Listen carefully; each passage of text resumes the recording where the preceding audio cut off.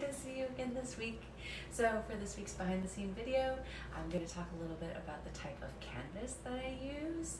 So if you've seen my work for a while, you've noticed that I've started to work really big over time.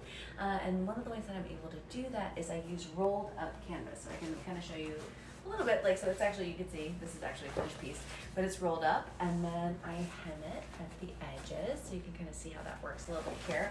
So I've worked with a couple different types of canvas. I've had, rolls of, really nice canvas. I've had some that are a little bit less high quality, but I've found that what's more fun for me is to experiment with like how tall the roll is. So if you've never bought a roll of canvas, I'm assuming most folks haven't, it comes in this it's a different height, right? So, and that would just tell you what's the width of the size that you're going to work with, and they can roll it out as long as you like. So there's some varying heights. You can get some that are just 36 inches, so 3 feet. So that would keep a really relatively narrow piece, but that you can make really, really tall if you like. And then there's other sizes. The one I've gotten is 82 inches, so you can get it all the way up to 82 inches. You can get 96 inches, so that's, getting up to 8 feet, So there's that's one of the ways that folks are able to work really, really big, is to get these big, big rolls. And then you can work on them, and you can really stretch it according to the size you like. And if you wanted to have a stretch canvas, a more traditional stretch canvas like you would see, then you buy stretcher bars, and you can then make your stretcher bars the size you want. You stretch out your canvas, you attach it at the back with your staple gun, and that's one way that folks work when they buy a canvas roll. But for me, I like to just work on actually just the fabric, the canvas itself, almost like it's like a more like just a fabric, right? And so one of the reasons that I would do this, that other folks would do this, is it's less expensive to buy a really big roll of canvas. You can buy one big roll of canvas for a few $100s, but then get, 20 or 30 pieces out of it, depending on how big you're working. And that's really nice. And it also allows you to have a variety of sizes. You have so much more control rather than buying really standard sizes. If you're buying an already stretched canvas, you're going to be working in very standard sizes, 12 by 18, 16 by 20. There's like really set sizes. And the nice thing as well is if I'm working on a really big roll and I, cut it down to a specific size, and then I work on that, I can then trim it down again before I stretch it. So that's fun. So you can work on your piece, and then depending on what you've created, crop it again and work with the frame. You can decide on how it's going to actually look. So it gives you a little bit more of an improvisational feel, which is really, really fun. And then that's one way that I've also been able to experiment a bit, as well as with hanging, because I have just the canvas itself. I can, trim or hem the sides. I'm also thinking about getting into grommets and putting grommets in and then using that to hang. So you can have fun. And of course you can still stretch it over the stretcher bars and hang it really traditionally. That's absolutely an option as well. So that's a little bit about the canvas that I have used in the past, why I've worked really big, and why I've used rolls of canvas. But another thing that I've started using, which is kind of new, is I've started using more traditional wooden panels with canvas adhered to it. So let me kind of show you what I'm working on right now.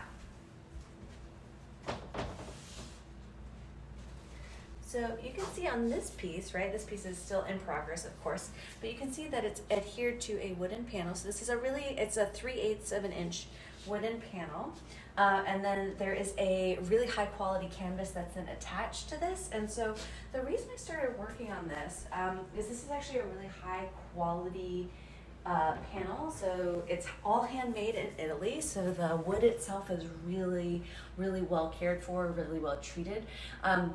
The canvas is a really high quality canvas, and it's adhered with a really high quality adhesive.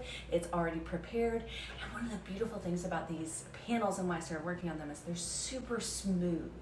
So if you get a roll of canvas like this here, it's got quite a bit of texture. Even if you gesso on it and all that stuff, it's got quite a bit of texture to it. So there's only so much control you can have over where paint goes, because it's going to be, when you're putting the paint on, it's going to hit all these little grooves, right?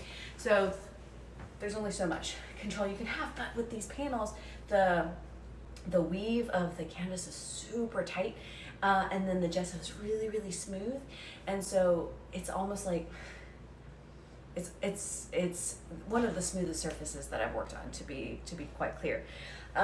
And it gives me so much more control over my brush strokes, and I can get in much finer detail, which is such a treat. And it's really helped. It's been a good challenge for me, because I've worked really big for a while, and that was part of why I wanted to work big, is was like I wanted to get my skills up, because if you work bigger to get a detail, you can really zoom in and work on a detail with a bigger brush stroke. But if I wanted to get smaller and smaller, I needed to get finer and finer control over how I represent detail. So it's been a great challenge. I'm really loving the experience. It's also like I've invested quite a bit more in these panels. Like one of these panels is almost as much as a roll of canvas. So that is definitely a change in my practice, is in really investing in that material. But I'm enjoying it, and I have gotten a piece that's finished. I'll throw it up here, that I have finished on the panel. It's my first finished panel piece, and I need to varnish it, and I'll photograph and show it again when it's varnished. So the one thing that I've really noticed with these panels, and maybe it's just I need to figure out a better way to work with them on the easel, but they do warp a little bit, just with the the sun and the heat and existence and humidity and all that stuff. Like that happens right when you work with wood, and so the panels have warped a little bit. So I need to figure out if I can unwarp them. I don't know that I can, and if I can't, then I have to think about framing and like how do I want to handle a warped board with framing. So it's just new things I have to learn, and that's okay. I don't mind that.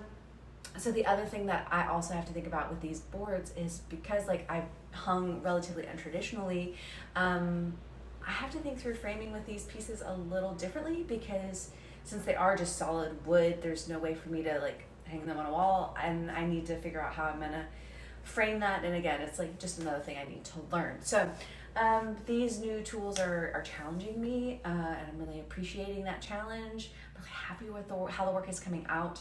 I should have this second panel piece done within a month or two, and so it'll be really fun, and I'll have these two pieces to be able to show, and I really look forward to it. I haven't shown any of the panel pieces yet, so I'll be really excited to apply to exhibit those, and hopefully have those on display somewhere soon.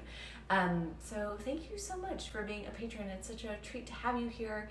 If you have specific questions about my studio practice that you want me to answer, drop them in the comments. I'd love to answer the questions you actually have, rather than just me talking about what I feel like talking about.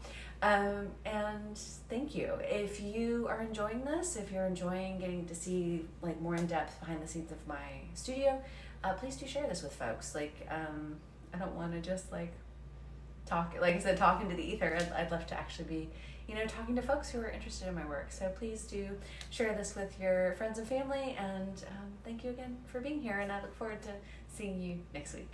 All right, bye.